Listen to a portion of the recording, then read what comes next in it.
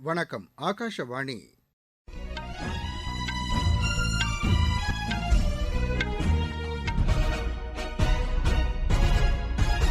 செய்திகள் வாசிப்பவர் ரெங்கநாதன். தலைப்புச் செய்திகள். மக்களவைத் தேர்தலுக்கான இரண்டாம் கட்ட வாக்குப்பதிவு நடைபெறவுள்ள தொகுதிகளில் வேட்புமனுக்களை திரும்பப் பெறுவதற்கான காலக்கெடு இன்றுடன் முடிவடைகிறது. விவசாயிகள், இளைஞர்கள், மகளிர் என பல்வேறு தரப்பினருக்கு ஏற்ற வகையில் நலத்திட்டங்களை தேசிய ஜனநாயக கூட்டணி அரசு செயல்படுத்தி வருவதாக பிஜேபி தலைவர் திரு ஜே.பி. நட்டா கூறியுள்ளார். எதிர்க்கட்சிகளின் செயல்பாடுகளை மத்திய அரசு முடக்க முயற்சிப்பதாக மார்க்சிஸ்ட் கம்யூனிஸ்ட் கட்சியின் மூத்த தலைவர் திரு பிரகாஷ் காரத் குற்றம் சாட்டியுள்ளார். சத்தீஸ்கர் மாநிலத்தில் அடர்ந்த வனப்பகுதியில் செயல்பட்டு வந்த நக்சல் தீவிரவாதிகளின் முகாமை பாதுகாப்புப் படையினர் அழித்ததோடு ஏராளமான வெடிமருந்துகளையும் கண்டெடுத்தனர்.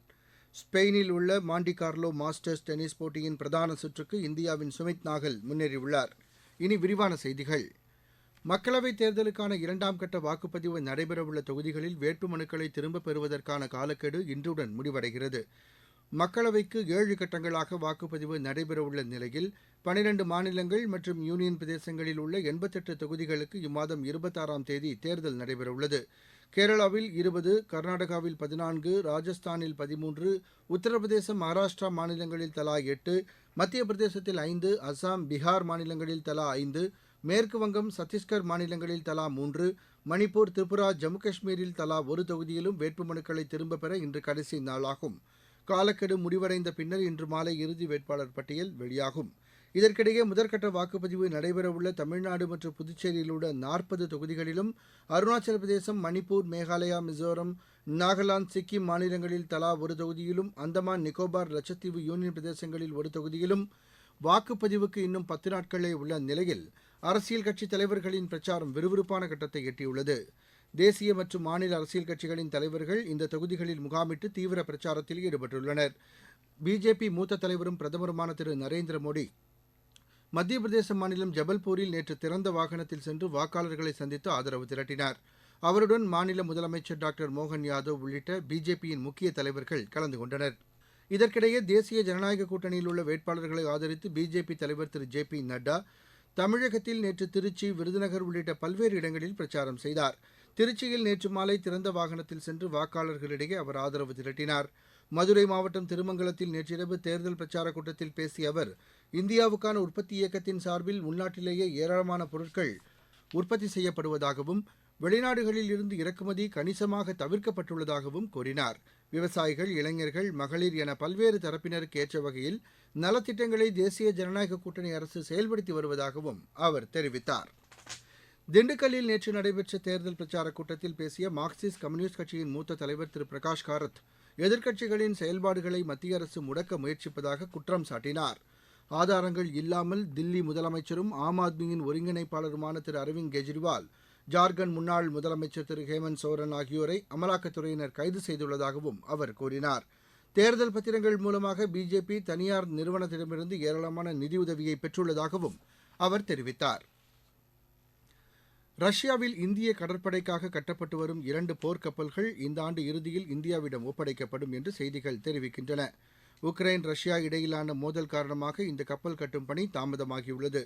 INS துஷில், INS தாமல் ஆகிய 2 போர்க்கப்பல்கள் ரஷ்யாவில் உள்ள கப்பல் கட்டும் தளத்தில் கோவா கப்பல் கட்டும் தளத்தின் உதவியுடன் கட்டப்பட்டு வருகிறது.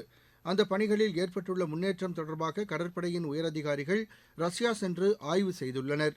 இந்த 2 போர்க்கப்பல்களும் விரைவாக கட்டி முடிக்கப்பட்டு இந்த ஆண்டு ஆகஸ்ட் மற்றும் டிசம்பர் மாதங்களில் வெள்ளோட்டம் விடப்பட உள்ளதாக கடற்படை வட்டாரங்கள் தெரிவிக்கின்றன. முப்படையினருக்கான பரிவர்தன் சின்தான் ஒருநாள் மாநாடு தலைமை தளபதி ஜெனரல் அனில் சௌஹான் தலைமையில் இன்று புதுதில்லியில் நடைபெறுகிறது. முப்படைகளின் தளபதிகள் கலந்து கொள்ளும் இம்மாநாட்டில் பல்வேறு சூழ்நிலைகளில் ஒருங்கிணைந்து செயல்படுவதற்கான வாய்ப்புகள் மற்றும் திட்டங்கள் குறித்து ஆலோசிக்கப்பட உள்ளது.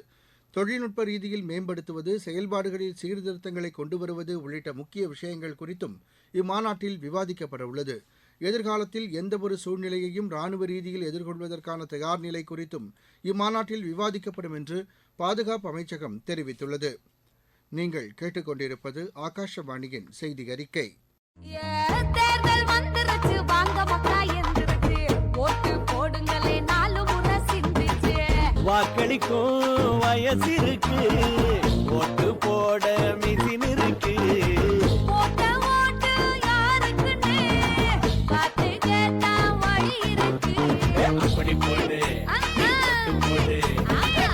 போடு நீ ஓட்டு போடு நீங்க ஓட்டு போடு வாங்க மக்கா நாடு மேதோ வளர வாங்க மக்கா ஓட்டு போடு வாங்க மக்கா நாடு மேதோ வளர வாங்க மக்கா. சத்தீஸ்கர் மாநிலத்தில் அடர்ந்த வனப்பகுதியில் செயல்பட்டு வந்த நக்சல் தீவிரவாதிகளின் முகாமை பாதுகாப்பு படையினர் அழித்ததோடு ஏராளமான வெடிமருந்துகளையும் கண்டெடுத்தனர். மத்திய ரிசர்வ் காவல் படையினரும் அந்த படையின் கோப்ரா படைப்பிரிவினரும் தொண்டமார்க்கா டபமார்க்கா கிராமங்களை ஒட்டிய அடர்ந்த வனப்பகுதியில் நேற்று திடீர் சோதனை நடத்தினர். அப்போது நக்சல் தீவிரவாத முகாம் செயல்பட்டது தெரியவந்தது. இதையடுத்து அந்த முகாமை அழித்த பாதுகாப்பு படையினர் அங்கிருந்து 350 ஜெலட்டின் குச்சிகள், 105 எலக்ட்ரிக் டெட்டனேட்டர்கள், எரிகுண்டுகளை ஏவும் சாதனம் மற்றும் 5 கிலோ எடையுள்ள வெடிமருந்துகளையும் சில ஆவணங்களையும் பறிமுதல் செய்தனர். இந்நிலையில் மகாராஷ்டிரா மாநிலம் கச்ரோலி மாவட்டத்தில் நீண்டகாலமாக தேடப்பட்டு வந்த 2 பெண் நக்சல் தீவிரவாதிகளை காவல்துறையினர் நேற்று கைது செய்தனர். இவர்கள் குறித்த தகவல் அளித்தால் 5,5 லட்சம் ரூபாய் வெகுமதி அளிக்கப்படும் என்று ஏற்கனவே காவல்துறை அறிவித்திருந்தது. ஜம்மு காஷ்மீரில் தீவிரவாத செயல்களுக்கு எதிரான நடவடிக்கைக்காக உருவாக்கப்பட்ட பெண்களை கொண்ட சிறப்பு படை வரும் மக்களவைத் தேர்தலில் முக்கியமான பகுதிகளில் நிறுத்தி வைக்கப்பட்டுள்ளது. 8 பேர் கொண்ட ஒவ்வொரு பிரிவுக்கும் தானியங்கி துப்பாக்கிகள், குண்டு துளைக்காத உடைகள் மற்றும் நவீன தகவல் தொடர்பு சாதனங்கள் வழங்கப்பட்டுள்ளன. இந்த படைப்பிரிவினருக்கு கடுமையான பயிற்சிகள் அளிக்கப்படுகின்றன. இந்நிலையில் ஜம்மு காஷ்மீர் யூனியன் பிரதேசத்தில் மக்களவைத் தேர்தலை அமைதியாக நடத்தி முடிக்க இந்த படையினர் பயன்படுத்தப்பட்டுள்ளனர். இதற்கிடையே ஜம்மு காஷ்மீர் தலைமை தேர்தல் அதிகாரி திரு போலே நேற்று கந்தர்வால் பகுதிக்கு சென்று அங்கு செய்யப்பட்டுள்ள தேர்தல் ஏற்பாடுகளை ஆய்வு செய்தார். ஸ்பெயினில் உள்ள மாண்டி கார்லோ மாஸ்டர்ஸ் டென்னிஸ் போட்டியின் பிரதான சுற்றுக்கு இந்தியாவின் சுமித் நாகல் முன்னேறியுள்ளார்.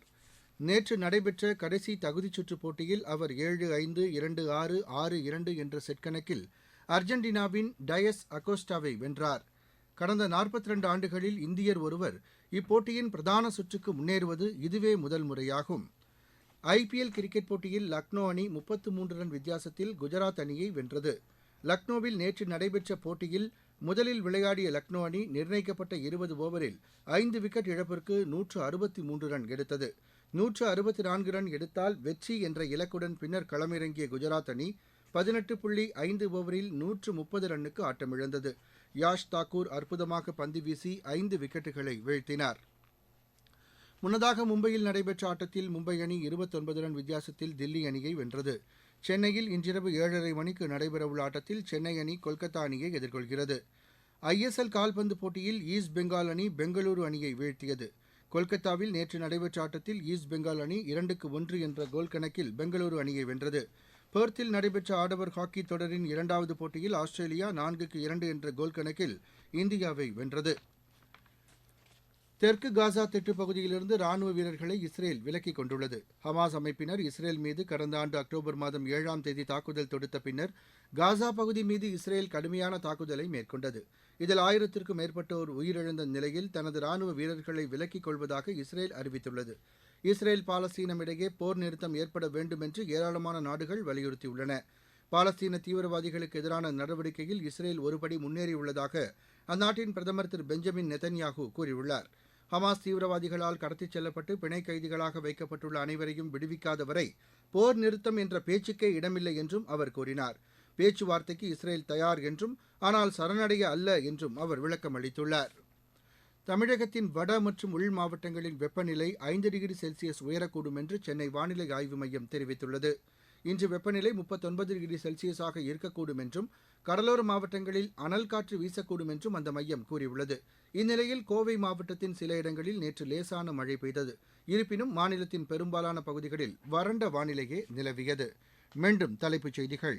மக்களவைத் தேர்தலுக்கான 2ஆம் கட்ட வாக்குப்பதிவு நடைபெறவுள்ள தொகுதிகளில் வேட்புமனுக்களை திரும்பப் பெறுவதற்கான காலக்கெடு இன்றுடன் முடிவடைகிறது. விவசாயிகள், இளைஞர்கள், மகளிர் என பல்வேறு தரப்பினருக்கு ஏற்ற வகையில் நலத்திட்டங்களை தேசிய ஜனநாயக கூட்டணி அரசு செயல்படுத்தி வருவதாக பிஜேபி தலைவர் திரு ஜே பி நட்டா கூறியுள்ளார். எதிர்க்கட்சிகளின் செயல்பாடுகளை மத்திய அரசு முடக்க முயற்சிப்பதாக மார்க்சிஸ்ட் கம்யூனிஸ்ட் கட்சியின் மூத்த தலைவர் திரு பிரகாஷ் காரத் குற்றம் சாட்டியுள்ளார். சத்தீஸ்கர் மாநிலத்தில் அடர்ந்த வனப்பகுதியில் செயல்பட்டு வந்த நக்சல் தீவிரவாதிகளின் முகாமை பாதுகாப்பு படையினர் அழித்ததோடு ஏராளமான வெடிமருந்துகளையும் கண்டெடுத்தனர்.